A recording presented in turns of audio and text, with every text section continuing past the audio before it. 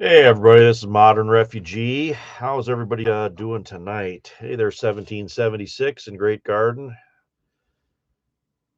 We didn't do nothing today. We took a kind of a relaxing day, and I just did stuff around the house with gas prices and stuff going up. It's probably we probably saved money by not doing anything today. Hey there, Monkey Food Garden. Glad to have you always here, my friend. Hey, Dirt Farmer.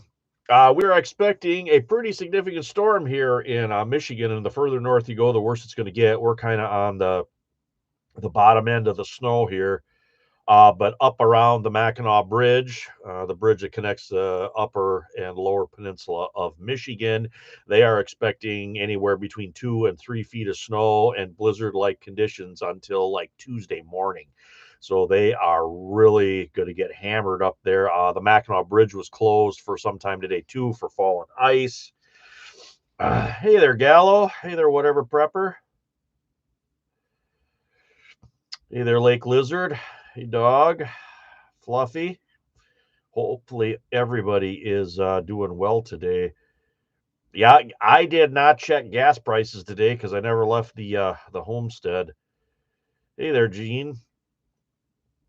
Yeah, I'm sure gas is going to be up tomorrow. Like I said, I'll get out and about tomorrow. But we kind of just went through our stuff here today and just laid low. Sometimes laying low is the best thing. I had a guy that I used to work with.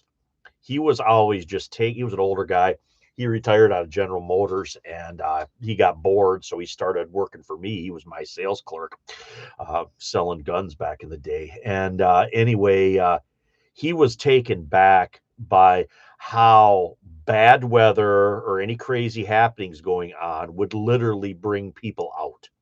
So like before a storm, there would be just people all over the place. Or if something, crazy happened locally, like there was a fire or anything like that, just people would just flock to that. People would come out and just kind of be a nuisance of themselves. And he would always say, people don't have enough sense to stay home. And that is always stuck with me all these years later that, a lot of times that problems that people run into could be prevented if they just stayed home. And like I said, storms and that kind of stuff just brings people out. All they got to do is just mention a storm on TV and people just have to go out and do stuff, and it just blows my mind. But yeah, he was right. Uh, hey there, Scout. Hey, Great Garden. Yeah, definitely stay safe in the storms. Hey there, Crazy Mountain. I don't have my glasses on. I'm trying to read everybody's stuff here. Joe, hey from Arkansas. How's things going down there in Arkansas? Yeah, you should see the stores here right now before a hurricane hits. Oh, I'm sure that's even worse yet. I'm sure that's even worse yet than what we see now. We actually had the winds were terrible here last night, and from what I've heard, that was a contributing factor. One of the communities here in Michigan, they lost a 100-year-old church because of a fire, and it used to be a United Methodist church. I'm not sure what the denomination of that church was now, but it was in a little town called Reese, that's a little bit east of Saginaw. And the kind of working theory now is that a power line blew down, landed on the church somewhere. It sparked, caught the fire, and then with the high winds we had last night, the fire department had a heck of a time putting that out, and the church burnt right to the ground. So, if you guys got any prayers for that congregation there in Reese, I would really appreciate it, because I'm sure they just don't know what to do right now. And that was right in the center of town. It was kind of at the heart of the community, and it is completely gone. So, yeah, and those type of things can happen at any given time. You want to know what an SHTF event is. Those kind of everyday problems, I think, are the most common SHTF event. I mean, we always talk about the big things, but those common things right there are really the things that I think average people should prepare for first. Hey there, Hawkmeyer. Hawkmeyer had a video they put out today. they put handles on a knife that they had purchased, a knife blank.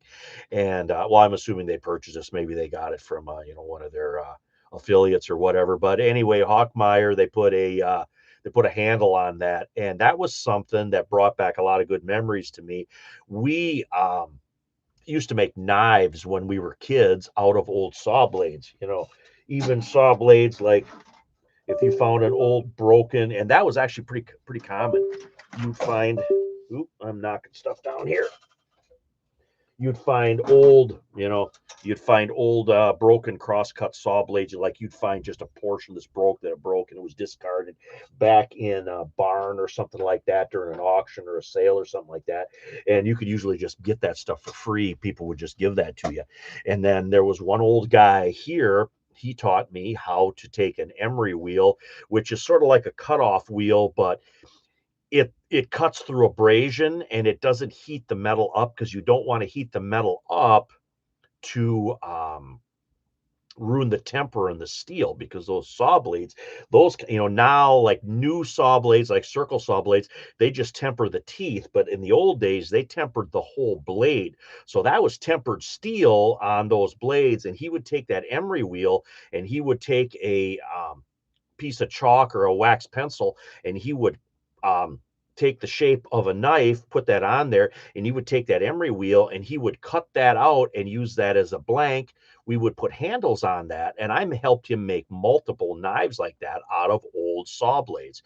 So that is kind of a really cool technique. And when a Hawkmeyer was putting that handle on that blank there, that really brought back some memories for me. And I got a couple of those knives, but I only could find one here on short notice for tonight's live. And this is it right here. This is one that I made when I was a kid. I don't know, probably 14 years old, out of one of those old saw blades. You can see kind of a little bit of the pitting there in the patina of the blade. And then those guys used rivets or bolts to put on there. And I think those are called Corby rivets is what they're called. And what they are, they're two bolts that go into one another, and then you sand them off. And then that's what gives you that kind of smooth rivet in the handles. But this old guy, he said that the best thing to put the handles on those knife blanks was with contact cement. And contact cement is what they use to put formica on countertops. So you would put some of the contact cement on the knife tang, and then again on the handle, and then you would take that and you would stick that on there, and once that went on there, that was stuck, and that's where it stayed. And then you just sanded off the handle, and that gave you basically a rivetless handle like this. And that's how that old guy showed me how to put knife handles on. And like I said, this one I made when I was about 14. So this guy's pushing 50 years old right here, and it's made out of an old broken two-man crosscut saw blade. And then the other style knife blade that he would make a lot, like I said, I requested this kind of spear point here. I wanted a knife that was this shape, and they were pretty hard to come by. But the most common shape was the old butcher knife styles, like the old hickories. And a lot of the knives that he made, in fact, I made one like that too, but it was a little bit shorter blade, but had this kind of hump in here. So it was the traditional old hickory style butcher knife, because this was crazy popular. Every hardware store when I was a kid and in my 20s, every hardware store had these between $10 and $12. Every hardware store had one of these of one size or another. Now these things, the quality has went down, and the price has skyrocketed. I just checked on Amazon before I started this live stream. These guys are like $30 on Amazon now, and I hope they're better quality kind of than what this one is. This one I bought a few years back. Again, I didn't pay very much for this. I think I paid like $15 at the time. And another thing is people are starting to carry these with sheaths and stuff, and I wanted to mention that too. This is a K-bar style sheath, like for like the Marine Corps K-bar knives. And this actually came off kind of it was like a knockoff K-bar that I got years ago. And then I actually had a Kydex sheath made for that guy there. But then this sheath really didn't have anything going on until I got this old hickory here. And this old hickory knife fits this guy perfectly. So if you got one of them old hickory knives and you want to, take it with you hunting or camping or something, and you need a sheath, if you have a K-bar style sheath, it will fit in there as long as it's made to, like the K-bar dimensions. So I wanted to pass that on as well. So yeah, if you got an old saw blade laying around, especially one where it's got the temper and the entire, that's a good shot right there. You guys can see kind of a little bit of the bitting in the old patina there. But those make great knife blades because that saw steel, that was good steel, and that was tempered steel. So anyway, just wanted to share that with you guys there, share that there with Hawk Meyer. Like I said, I enjoyed his video there. Those guys do what I did when I was a kid. They're just out doing the exact same thing that country, young country guys do. It brings back a lot of good memories. Hey there, Prepper for the Ages. Hey there, Mark. First time actually catching a live stream. Came across your channel a while back, and I can't tell you how much I've already learned. Thank you so much for. Oh, no problem. That's what I'm here for. JD Prepping, major strawberry syrup today, canned 40 pounds of local hamburger. That's awesome. Yeah, the strawberry syrup, we've been using that. I'm down to one of the jars now because we've already used some up. I got another video I'm going to post tomorrow morning on one of the uses for that. And then the wife and I today, we had a little scoop of ice cream with a little bit of that drizzled on top. And that tastes amazing. Of course, I'm a vanilla ice cream freak anyway. That's another thing I was thinking about. Maybe in the summertime, I'm going to do a video on that, how mom and grandma used to make ice cream. And I don't know if I still have their old ice cream crank ice cream maker yet, but if I can dig that guy out, I'd like to do a video on making homemade ice cream for you guys too, because nothing tastes like homemade ice cream. I mean, there's nothing you can buy or that I've ever had bought and that tastes like homemade ice cream.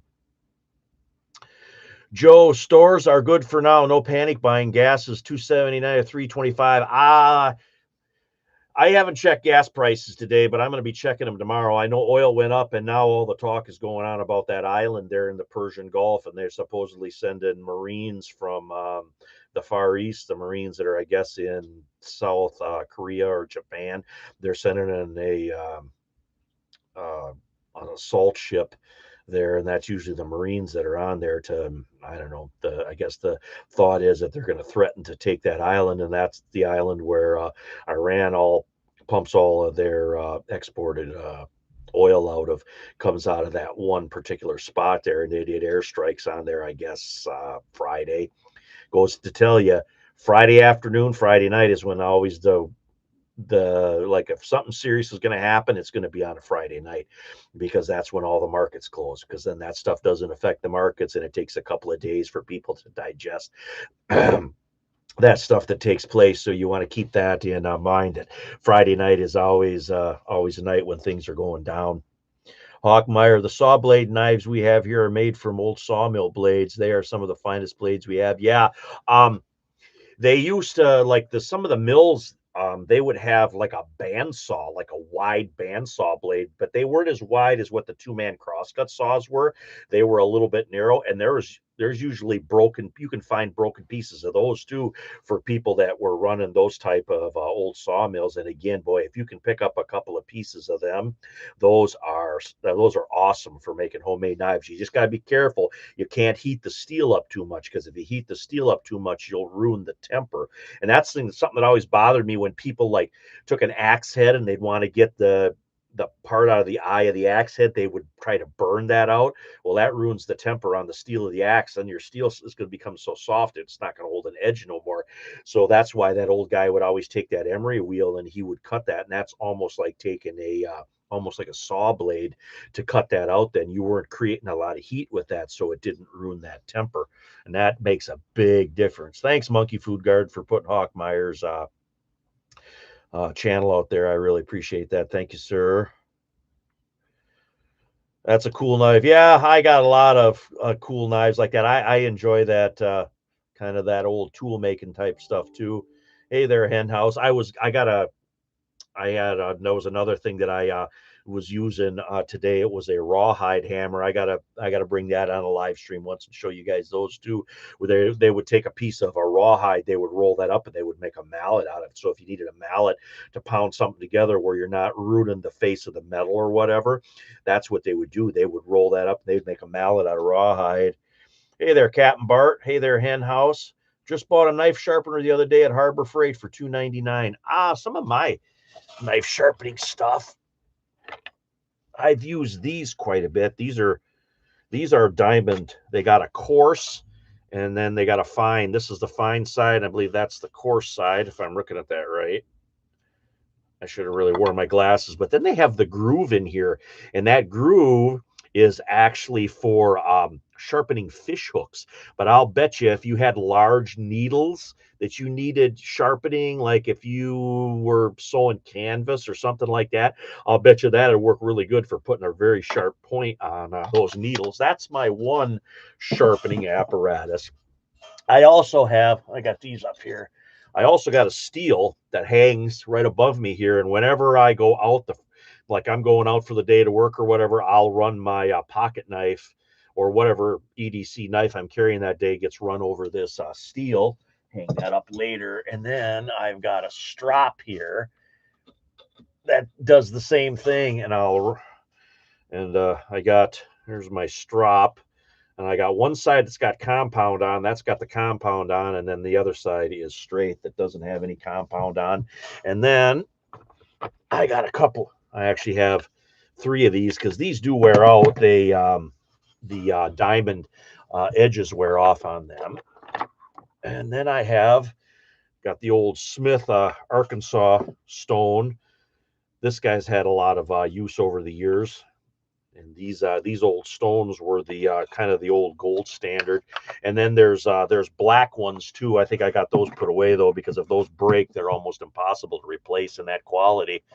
And then I have a couple of the Gerber. I have a couple of the Gerber diamond hones as well. The diamond hones are they're kind of a cross between a file and a stone. They almost cut like a file. And then I have probably 10, 12 files out in the garage that I use of different sizes. I've got triangle shaped ones. I've got round ones for chainsaw teeth. And then I have different widths and thicknesses and coarsenesses of the different style, flat style. Now, if I was sharpening like an axe, a splitting maul, a shovel, a hoe, anything like that to work in the soil, I'm going to use a file for that. I'm not going to use the stones for that. And then I got them out there too, but then you got the hockey puck ones, the round ones. They have 2 different abrasives on it. They've got a coarse and they've got a fine. And then those are used for like hatchets and smaller axes. You just rub those on the edges on both sides. And then this guy here, this is one of those I'll see if I can just pop it out of the base here. Then I have one of these guys where it's got the 3 different coarsenesses on it. And then this stone here, this is the fine stone. That's similar to the Smith that I showed you there in the little cedar box. And then this sits in a little bit of a V-shaped holder, and you can just flip this around for whatever coarseness that you need. And those are my sharpening utensils. Along with, I've got another one of these steels upstairs because I actually use those steels quite a bit, both for the kitchen knives or whatever, and they get used constantly. My dad started making knives. The first was funny. He said it wasn't balanced, hard to hold. I would always, whenever we made the knives there, they would copy existing styles basically. And then the wood that old guy used on that, it was whatever he had around. Sometimes it'd be a little oak, sometimes it'd be a little cherry, sometimes it'd be a little maple. And I don't really remember what this one was anymore. And it's so faded. It should be sanded and re-oiled. But it would be basically whatever he had laying around, some type of hardwood, ash, oak, maple, cherry. This old guy, he would have, if like somebody cut down a cherry tree, he would always take some of that cherry for small things like that. He wouldn't make bigger things out of it, but like small pieces of, if he just need a small piece of colorful wood, he would use that stuff. Yeah, buy sunglasses at the dollar store, $1 for the backup. Yeah, I actually have quite a few backup pairs. I just don't have them with me. Here's my one here. You can see the electrical tape on it. This is the second pair of this frame that I had this year that broke in this exact same spot. So there's got to be something defective with these. So I went back to the optometrist and told him I want a different set than this. And these are supposed to be safety glasses, right? Because I do crazy things on a day-to-day basis, like sharpen chainsaw chains and rip sheets of OSB board and stuff. So I want safety glasses when I'm working on stuff. So that's what I requested this time around. But they're breaking, so I actually got a different frame set. Hopefully that'll take care of it. Now this frame set that I got here, this is actually carbon fiber, but I can't get any more of this carbon fiber when I tried to get in a exact replacement of this set right here, because these are getting pretty scratched up, and I can't find a carbon set like that. They don't have them, so I'm kind of SOL on that right there. Karen Riggin, Glover's needle is the best for leather and such repairs. That's good to know. Hey, little red hen, how are you doing? M. Doe, I bought a Sharpall set. Not that I really know how to use it, but I also have a Work Sharp. Not really impressed. I'm probably not going to use that one either.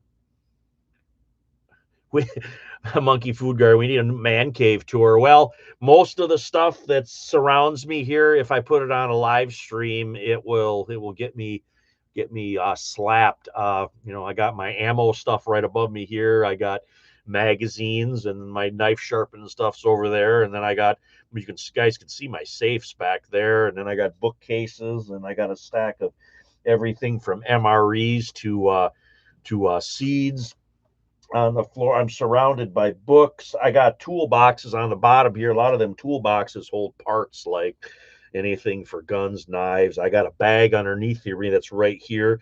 The bag is strictly for like anybody that's into knives, firearms, that kind of stuff. They're going to have holsters that they tried, that they've updated, got rid of, sheaths, the same thing, pouches that they don't use anymore. So the stuff I don't use anymore goes in that big old bag underneath here. And then, like, if somebody needs something, and I'll go through that bag and I'll give that stuff away as a general rule. And a young guy that I work with, he just won an AR at a local raffle around here. That's how you can tell when you're in the country, when they sell raffle tickets to give away pew-pews, So he won one of them, and he wanted some stuff to update his AR. And I said, don't even buy anything.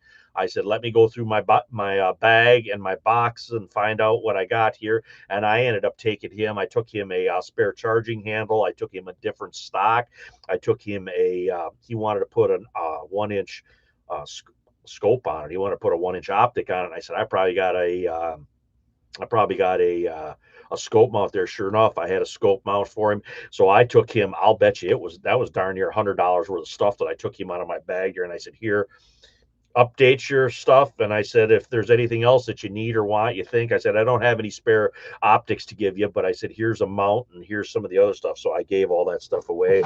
Another thing, this is my battery box where I scavenge batteries, and I always check them. I got a battery checker in there too. And I got a couple of some of my small day packs I keep underneath here. I got a couple other cases and stuff. Got a box of mom's writings and stuff over here on this side. And then everything that's hanging from the ceiling. I got my lead farmer hat right there.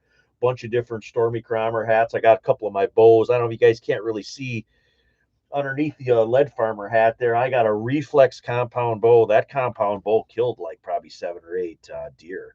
And then I got different deer antlers from deer I've taken up here. I got a bunch of bushcraft stuff like mallets and cups. And I don't know if I've ever showed you guys this stuff. Mallets and cups. Got all this stuff strung up here. Spoon. Whenever I carve a spoon, I like to leave a little handle or some kind of little thing on the top. So when you set this in the pot, when you're out camping, when that slides down, your spoon doesn't slide into your soup or stew, whatever you're making. So that's kind of the example of something like that. And this guy's actually been out a couple of times camping with me. Mallets, I got all kinds of little homemade mallets that I've used for all different things. I got them in all different sizes. And then these are those traditional drinking cups. I carved these out of a piece of birch that I scavenged. I got 2 of them here. That's kind of what they look like. And these have been used quite a bit too. And when I'm feeling super traditional, I want to go outside and have myself tea or some maple tea with, you know, maple sap or something like that, or just some regular coffee or whatever, then these guys go along, and I use those. Oh gosh, what else is all up here? Here's a medicine pouch that I had a friend of mine make. If I can get maybe I can't get it down. It's too tangled up with some of the other stuff. Then I got some of my bush pots and whatnot up here, and I got there's a bug net that needs some work. I got a boonie hat that Uncle Bumble gave me. I got a hatchet, and then I got, I don't know if you guys can see that, but I got this is a one of those triangle packs where you can use I use a dry bag, and then I put that dry bag on there, and I do a lash, and that's what these things are for. These are toggles to tie down the pack that's on there. So basically I got a double piece here, so it makes like a lip. So then when I put my bag on there, it's got that lip that it kind of sets on, and the dry bag kind of sucks up against that. You take a paracord or bank line, and then you weave that back and forth, and then this rope up here, that actually you make a lark's head knot up there, and then that comes around, and that makes your straps, and then the tail that's on the bottom, you wrap that around your waist, and you tie it into a regular bow at the front, and then that turns pretty much you can take any blanket or like a dry bag. You can take a blanket, and you can put all your stuff in the blanket and roll that up, and then put that on there, and then lash it on there, and you basically made a backpack out of it. But this is one of those that I made. I have another one out in the garage that's like the ladder style. It looks like a little ladder, and then I got a piece on the bottom that makes a little bit of a lip, and that I use with actually a square pail. I put a pail on there, I lash the pail on top. Well, then I got a cover for the pail. Well, then that's waterproof. And then the advantage of that is I can take that lash off. I could take that pail off, set it on. I could use that pail as a seat then. And you know, that was kind of what the old farmers and the old hunters would do when they were hunting. They would take a 5-gallon pail of some variety, and they would use that. They would take their stuff in the pail when they went out to hunt. When they would sit down, then they would take the stuff out of the pail, what they needed, and then they would sit on the pail as a seat, and that's how they would deer hunt. So there's a little bit of the tour.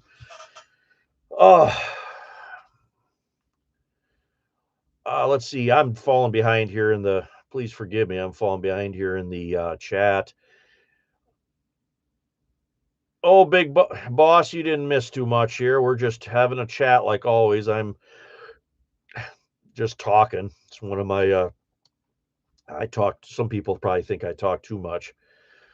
MDO, I have one of those Chef Choice electric sharpeners. Forget it. Can't sharpen anyway. I've never had any luck with any of those electric sharpeners. My father-in-law had one, and he could sharpen like fillet knives on that really well, but any knife that was larger, it would get the point off center one way or another. I never really cared for that. Round sharpening stones are good because you can roll them on a flat table. That's good to know.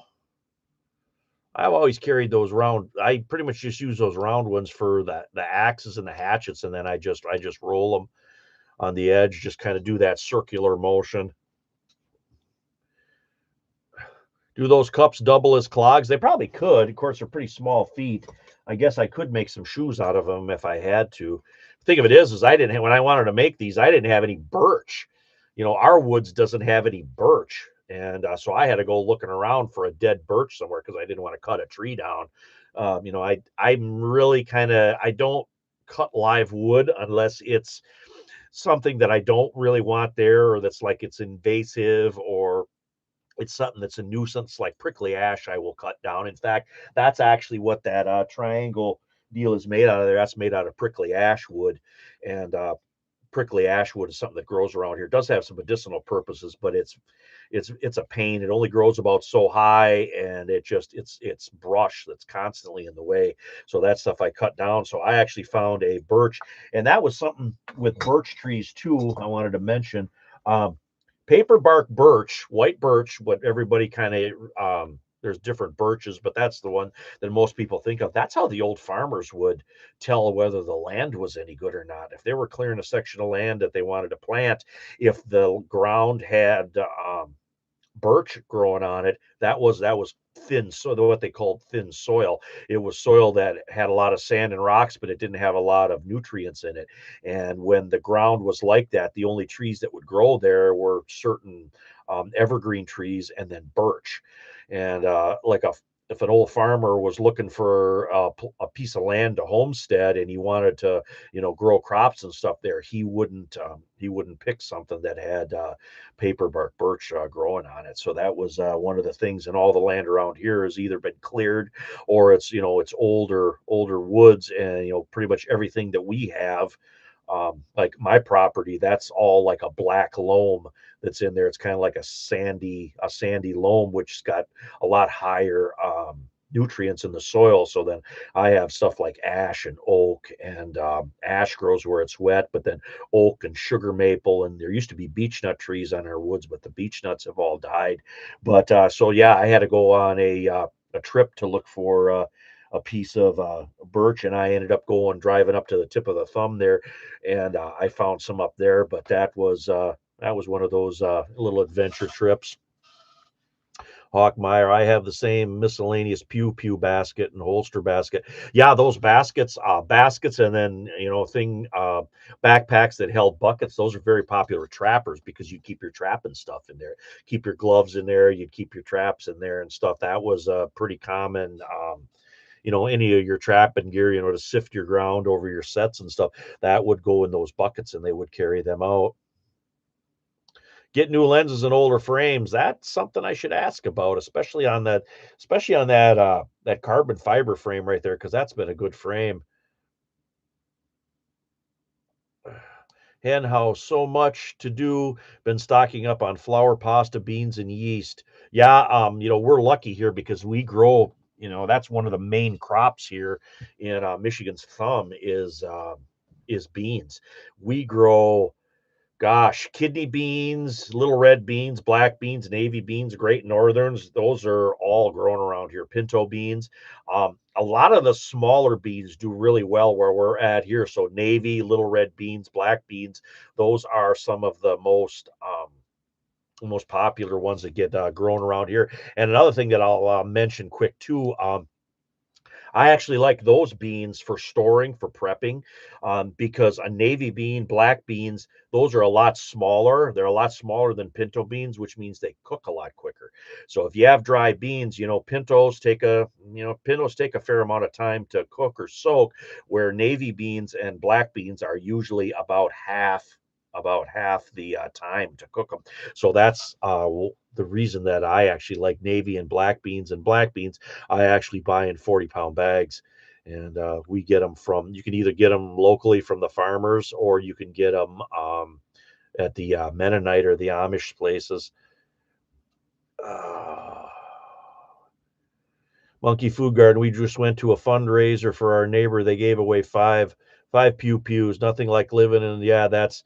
Oh man, they even like um even like bachelor parties and stuff.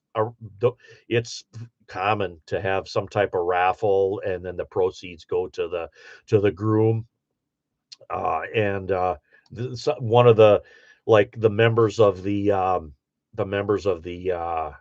wedding party, whatever, or the family, they'll all pitch in a certain amount, and somebody will buy like a inexpensive 20 pew, let's say it like that, and then they'll raffle that off, and then the proceeds goes to the groom or for the wedding or whatever. That's pretty darn similar.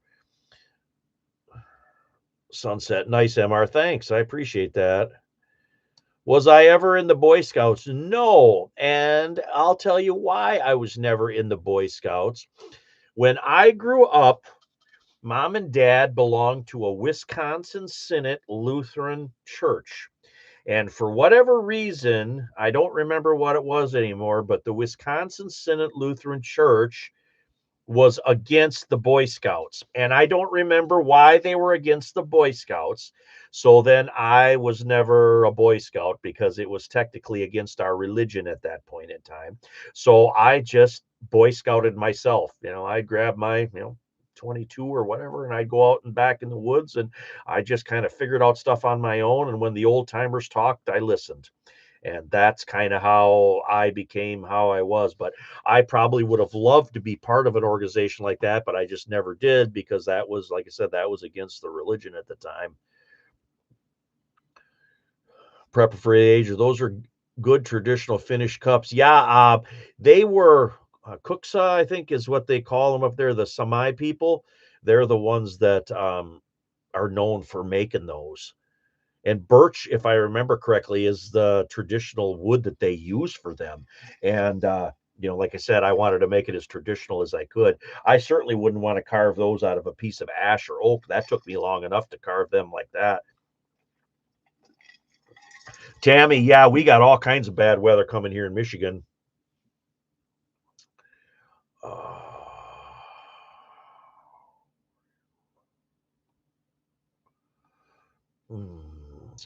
Hey, always survive. How you doing? You're down there in southern Michigan. Hopefully, you're getting away from the storms that we're getting up here. Patriot Peasant, we got a bunch of black walnuts on our property. Going to be making some black walnut syrup soon. I'll tell you what, if take some black walnuts when they drop the black walnuts, put some of those up because I'll tell you what, I love a handful of fresh black walnuts in like some oatmeal or something like that, or in a little bit of a homemade granola. I love the taste of black walnuts, and they're just around here. People just rake them up and throw them out. So for me, it's easy to get black walnuts, and then black walnuts. The husk, the green husk part on the black walnut is actually a traditional source to make yourself homemade iodine out of. Now, it ain't as strong as like medicinal iodine that you buy, but when you make that stuff and you soak those husks in a little bit of a tincture and a little bit of vodka, um, it will smell exactly like iodine that you buy at a pharmacy.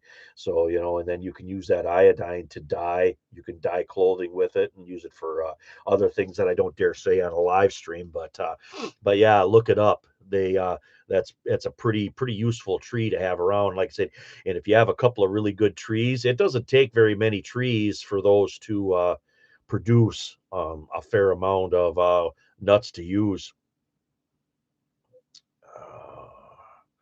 Patriot Preacher, power is still out here.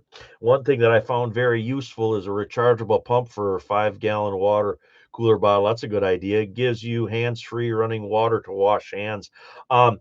Patriot Preacher, didn't they have some kind of tanker or something down by Cincinnati that exploded or had some kind of deal going on? I seen something about that right before I started here, but I didn't have a chance to read into it. What was it? It was Cincinnati and then Newport, Kentucky. I heard about that, and I was wondering what was going on with that, if that was some kind of malicious activity or if it was just an accident. Good way to recycle your own glasses. I'm going to ask him about that. When I go to pick up that other one, I'll say, hey, is there any way I can get new lenses that aren't scratched up in one of my old frames? I'm going to ask him that. That's a good advice right there. I really appreciate that. Great garden. Son said, I did a food experiment, jasmine rice soaking overnight, then cooked for only 5 minutes, kept covered off the heat for another 5. Perfect. That's good to know. And I'm probably gonna upset some food people when I say this. I've cooked rice in the rice cooker, and we used it, and then like the next, I forgot to put it away, whatever, fell asleep, whatever, we got talking or something came up, and that sat on the counter overnight. And like the next day, I'll take that rice out of there the next day, and even though it wasn't refrigerator or whatever, I'll go ahead and make some fried rice or something with it on the next day. Like rice just cooked sitting on the counter and not even messed with or touched with, that'll actually keep for a little bit. And like I said, the next day I took that and put some seasoning in it, so a little bit of soy sauce, and scrambled an egg and put a cup full of dehydrated peas that I reconstituted and dumped that in there, and made fried rice. I should really do a video on how I do my fried rice for you guys. Warrior Poet Patriot, where's the power out? Patriot Preacher, I think, is in Ohio. Oh, yeah, he already answered me. I need to catch up here. Excuse me. Oh, hey there, Frontline Warrior. Hey, Koylin.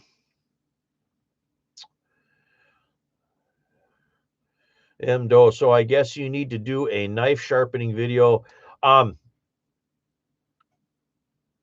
A crock. Mom would always have a small crock sitting on the counter, and she would use that small crock to touch up knives because the edge of the crock, that's not glazed like the rest of it, and that's actually abrasive. You can sharpen knives on that. Mom would just draw the angle on the edge across that crock, and that would sharpen knives. And what's the guy's name? Oh, the gray bearded, yeah, the gray bearded Green Beret did a video on sharpening knives with one of these tri-stones. If I remember correctly, that's got to be at least 5 years ago or so. That is actually a really good educational video, and it's probably the one that I like most on YouTube. So if you guys have never seen that one, that would be a good one to watch. Warrior Poet, it is 4:30 and 77 in North California, but gas has been 5+ for years. I got sunbird fishing this morning, but I'll trade any of your free stay for bad weather or pop. California is just, I don't know. It's part of our country, but I don't know what to think of some of the things that guy out there that's governor, some of the stuff that comes out of his mouth. I just can't get over some of that stuff. Girly Uck, I got way too many black walnuts on my plate. You should try like cleaning some of them up and deshelling them, let them dry, and then try selling some of them. I'll bet you could probably sell some of those if you had like a farmer's market or something around. There's another guy that I talk to quite frequently. He does that. He cleans up those black walnuts. He's over in Wisconsin, and he actually takes them to farmers markets and sells them. Patriot Preacher, haven't heard the news, too busy camping. Hey, no problem. I understand. You guys got more important problems than to worry about what's going on if you got a power outage. Uh,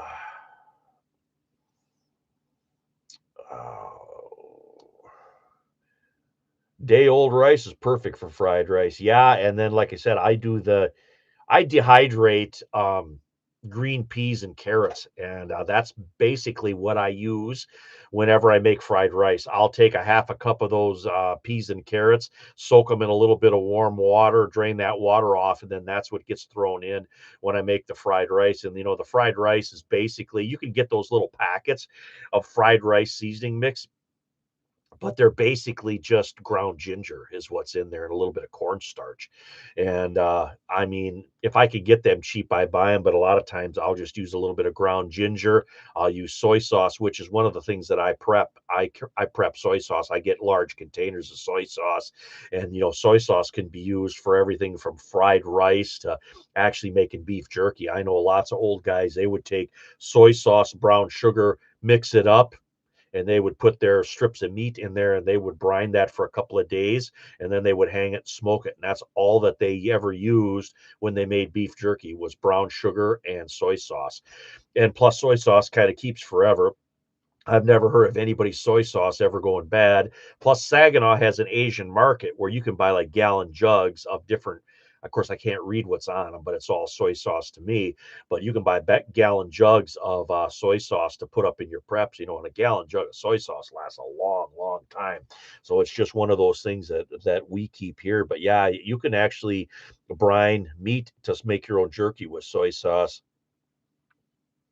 Uh, Patriot Preacher, just check. Car semi crash on a tanker exploded on a highway, now reopened.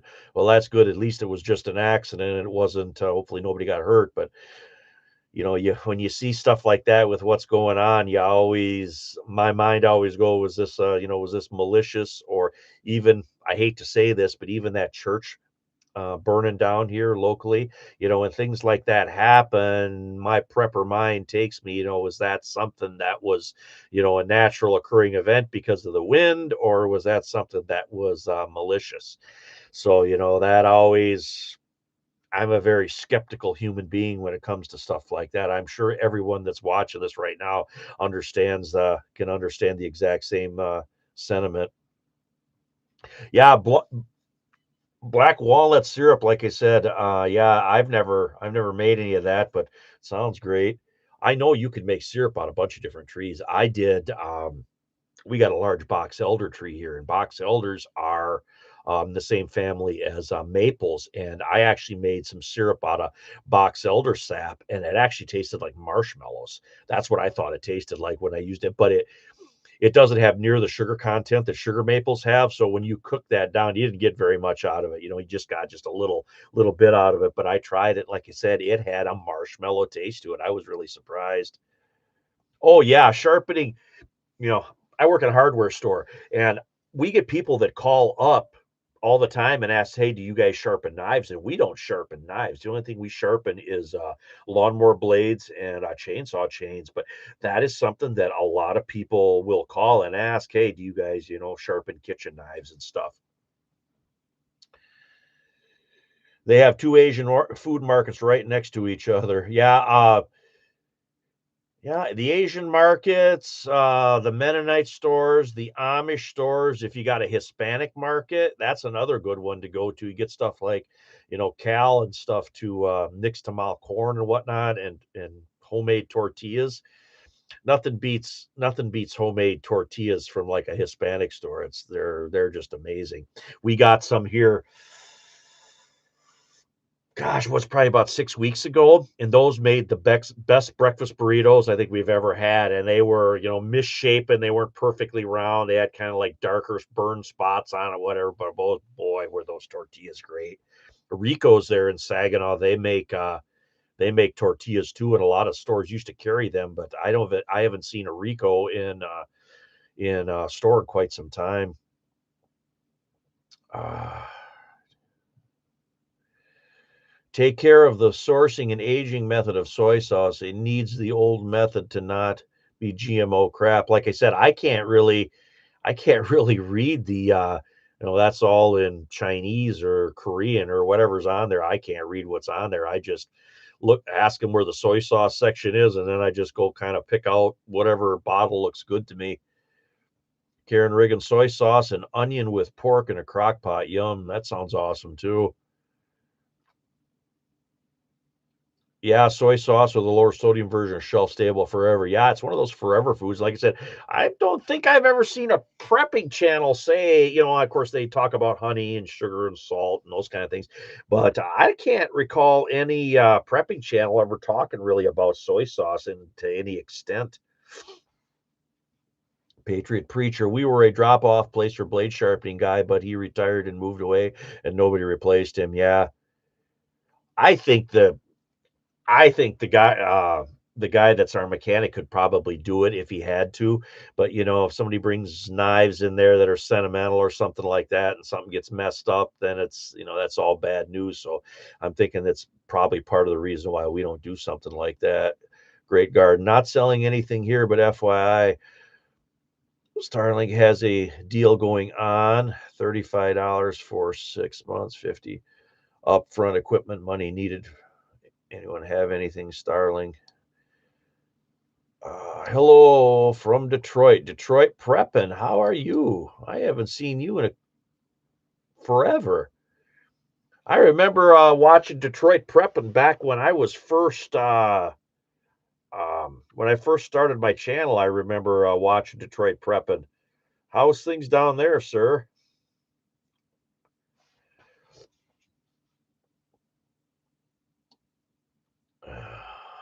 I think I'm finally caught up here on Starlink. Okay, so it's a Starlink thing.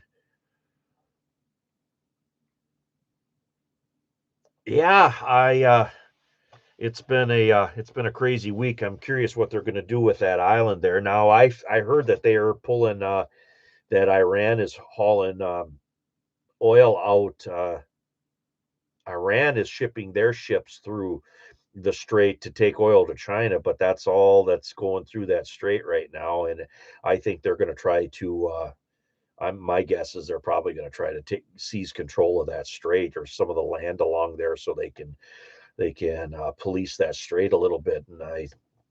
And that island, boy, if they take that island, that is really going to flare things up over there because that island is kind of like that's like their main place. From what I didn't really know much about it until just the last couple of days here, and I've been reading up on it. That island is like Iran's main source of income for importing oil. So yeah, that's wow.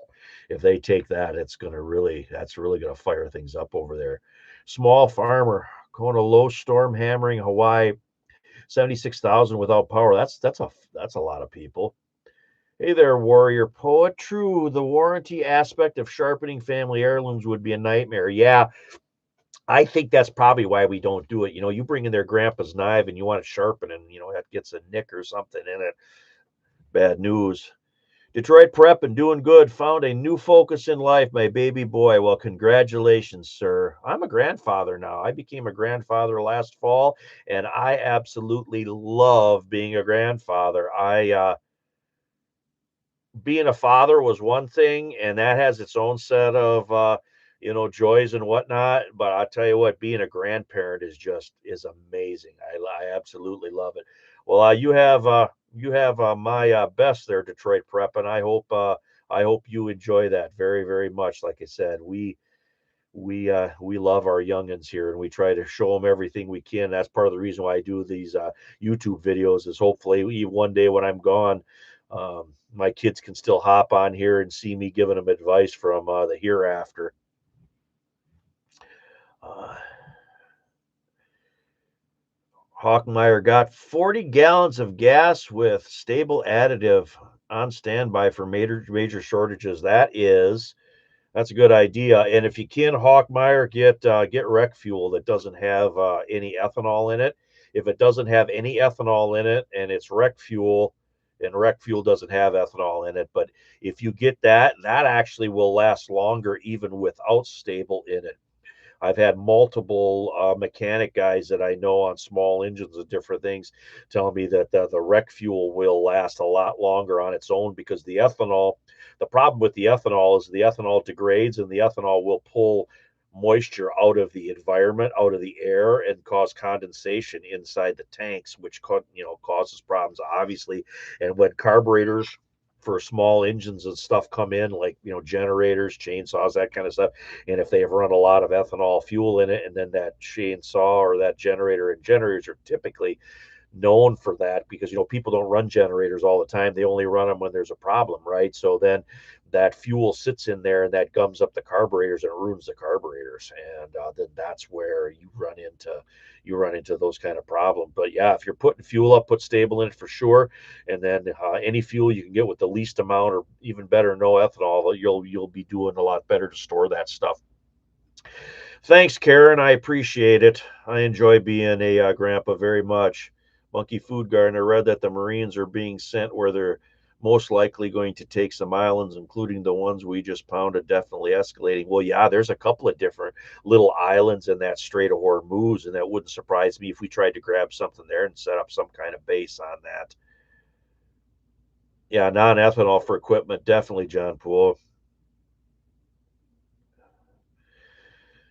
Numbers I provided were just for Oahu, Maui, and the Big Island are taking the brunt of the storm. Well, small farmer, I hope you guys are doing all right out there. Yeah, power outages in this day and age anymore are so frequent. I mean, when I was a kid growing up, yeah, we'd have a power outage during a storm or something, but nothing like it is now. Rip Curl, my friend, how are you doing? Rip Curl, you still mod for Marf? I used to watch Marf occasionally. I try to catch his shorter ones, but he always does those long videos. I always kind of enjoyed listening to the old Marfoogle. Warrior Pro, do I have to add anything to rec fuel in a normal modern fuel injected vehicle? Will it affect smog? Rec fuel is typically, as far as I know, you don't have to add anything into rec fuel. Rec fuel is unleaded, high octane, no ethanol fuel. That's what rec fuel is. And rec fuel typically is between 91 and 93 octane. So it's basically the equivalent of what a premium is if you're buying premium, it's because premium is usually 93 octane. And as typically, if you put rec fuel in a regular vehicle, it'll run great. Because I did that with my pickup. I had a check engine light that kept coming on occasionally, and I was running seafoam in it. I was running seafoam in it about once a month.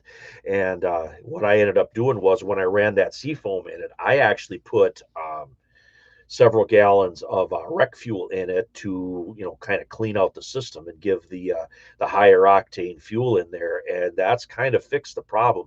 Now for the last about 5-6 weeks, I haven't had a check engine light come on, and because it cleaned out that fuel system.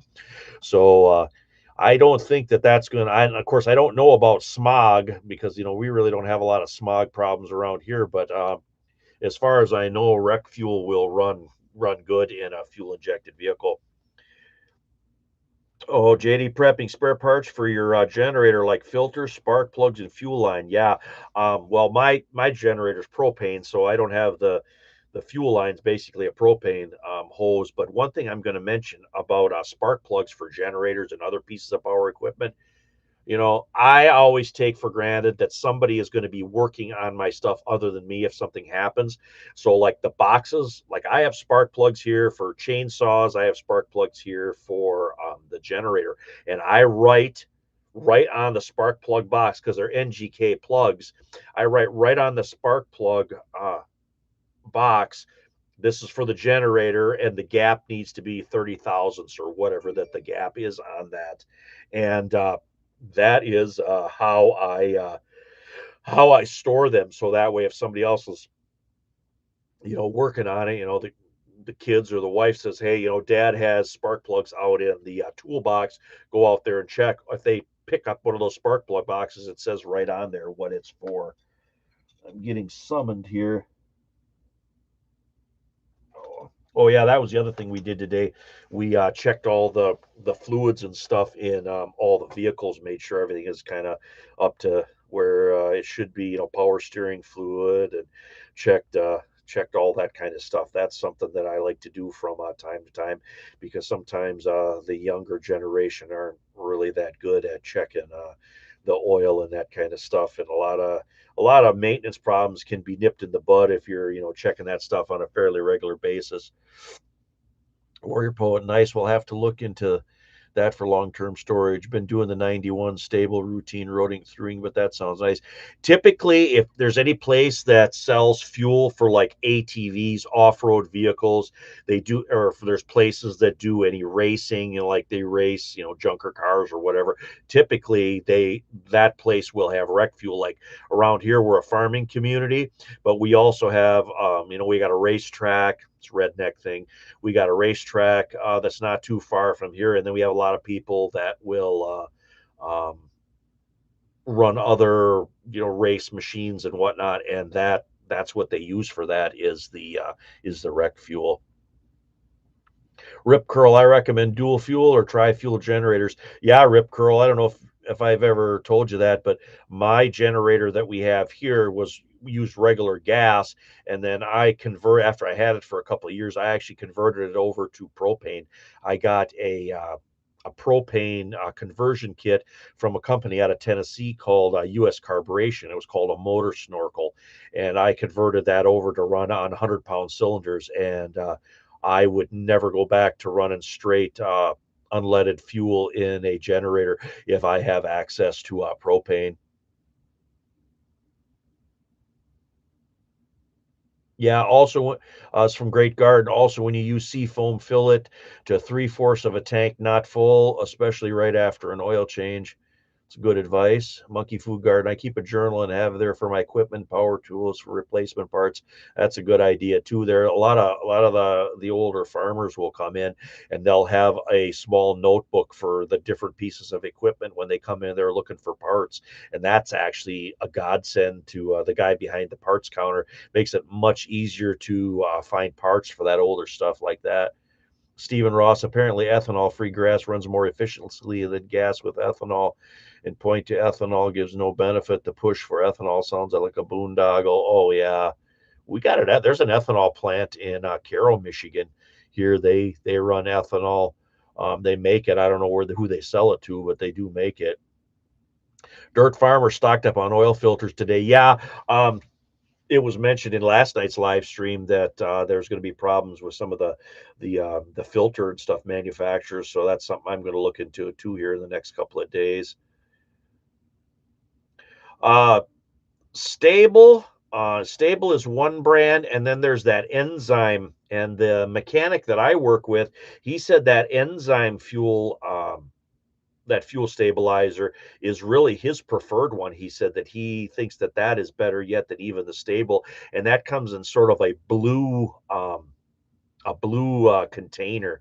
It's sort of like a transparent blue container, and he swears by that stuff. He said that that's even better yet than the stable. So keep that in mind too.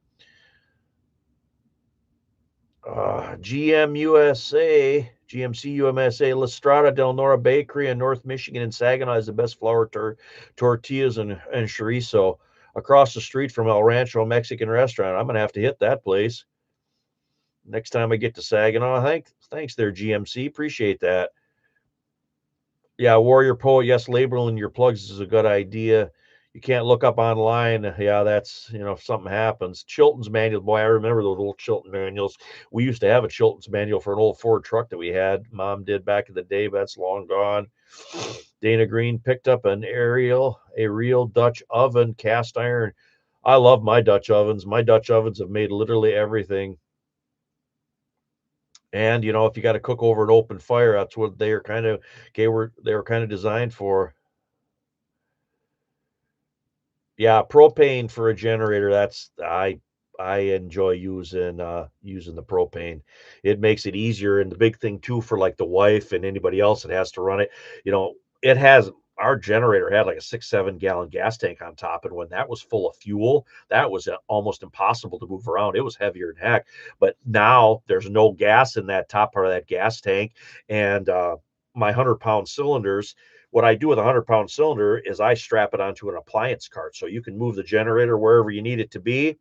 And then you can grab the 100-pounder on the appliance cart and move that wherever it needs to be. And then you can fire it up. You hit the priming button on there. So it shoots fuel directly into the cylinder. And she fires up usually on the second pull every time. You let the generator warm up and stuff. Then you start plugging everything in. And then, I can plug it in. And I run the cord out to the house and I plug it in. Our garage is not attached to our house, because you never want to run a generator in an attached garage. But our garage is not attached to our house. So then I can run the generator in the garage, run the wire over to the house, and then I can lock the garage. So then I don't have to worry, if somebody tries to steal my generator, they're at least going to have to kick a door in and make some noise to do that.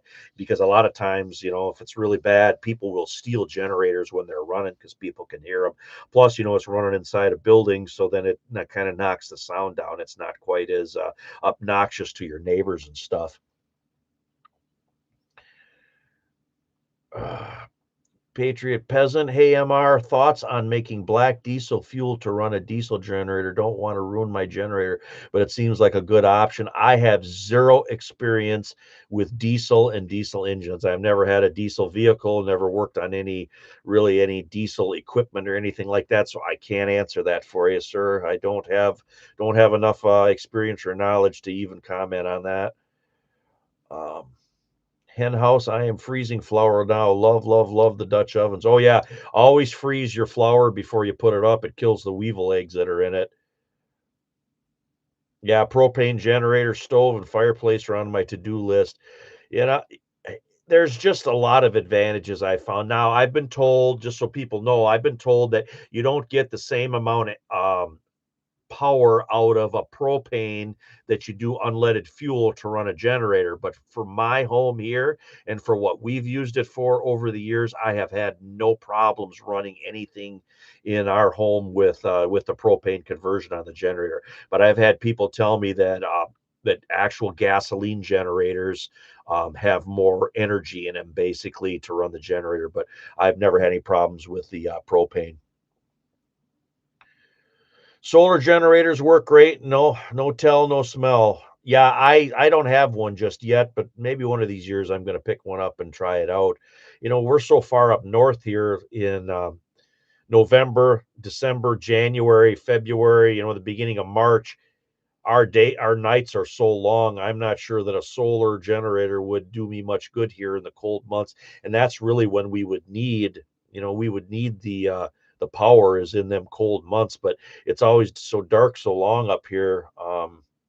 But who knows, one day I might try it.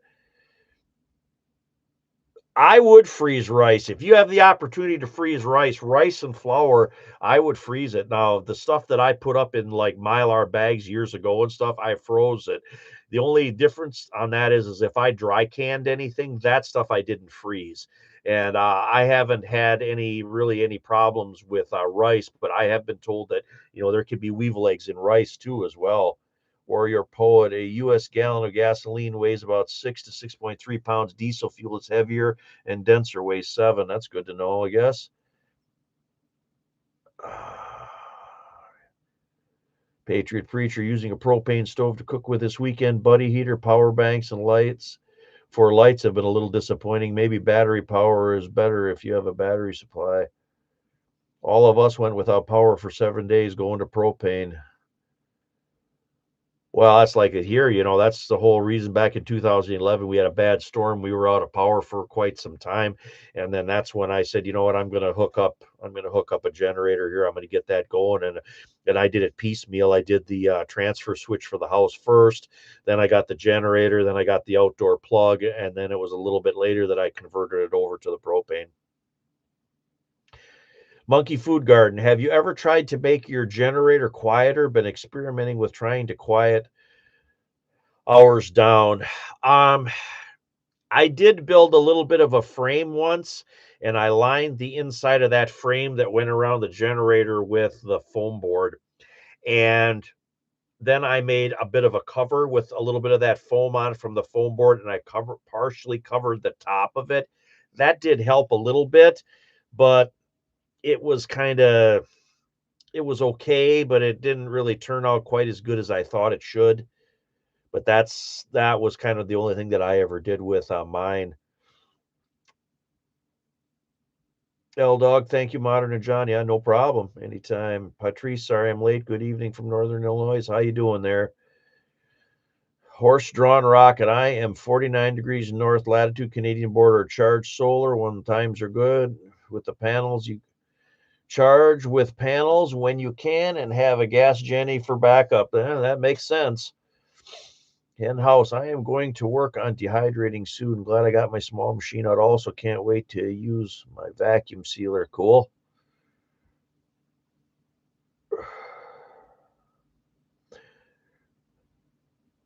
Well, guys, I've been on here about an hour, and I don't want to take your whole night up. I appreciate everybody stopping by both last night and tonight because I did kind of a pop up last night because I had so many people asking me to do a live stream there the other night with everything going on in the world.